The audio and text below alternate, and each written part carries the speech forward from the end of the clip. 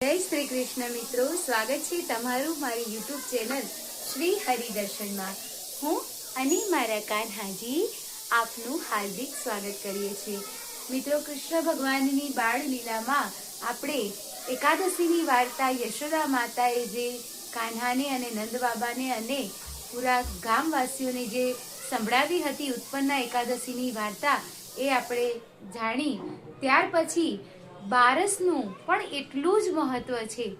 એ વખતે કૃષ્ણ ભગવાન જ્યારે બારસના દિવસે એકાદશીનું વ્રત પૂરું કરવા માટે મૈયા એમના માટે જમવાનું લઈ આવે છે કે કાન્હા, એકાદશી પૂરી થઈ છે અને દ્વાદશી ચાલુ થઈ ગઈ છે અને સવારના પહોરમાં આપણે પારણા કરવાના છે, એટલે તું જમી લે।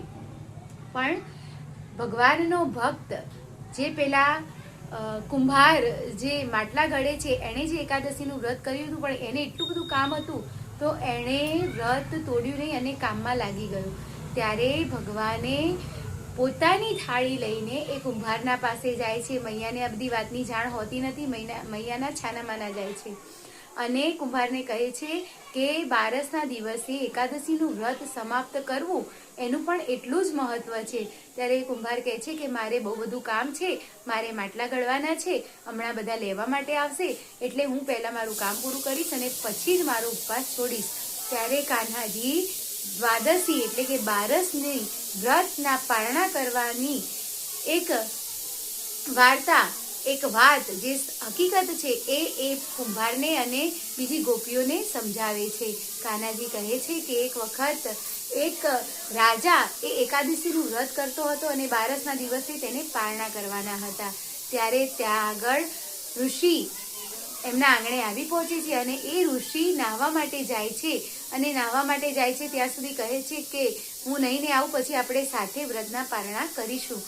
ત્યારે વ્રતનું મુહૂર્ત, પારણા કરવાનું મુહૂર્ત નીકળતું હોય છે ત્યારે એ રાજા એક તુલસીનું પાન અને એક ઘૂંટો પાણી પીને પારણા કરે છે। ત્યારે ઋષિ જોઈ જાય છે અને ખૂબ ક્રોધે ભરાય છે અને એ રાજાને શ્રાપ આપવા માટે એક રાક્ષસણી ઉત્પન્ન કરે છે અને એ રાજા ગભરાઈને ભગવાનનું નામ જપતો રહે છે। ઓમ નમો ભગવતે વાસુદેવાય। ત્યારે સાક્ષાત ભગવાનનું ચક્ર એ ઋષિના પાછળ પડે છે અને ઋષિને પોતાની ભૂલનો અહેસાસ થાય છે કે મેં આ ભગવાનની એકાદશીનું વ્રતનું મુહૂર્ત જતું હતું એટલે રાજાએ વ્રતમાં તુલસીનું પાન લીધું છે, ભોજન તો જમ્યા જ નથી અને ભગવાન પાસે માફી માગે છે અને રાજા પાસે પણ માફી માગે છે। એટલે દ્વાદશીનું પણ એટલું જ મહત્વ છે। ફરી નવી વાર્તા સાથે મળીશું।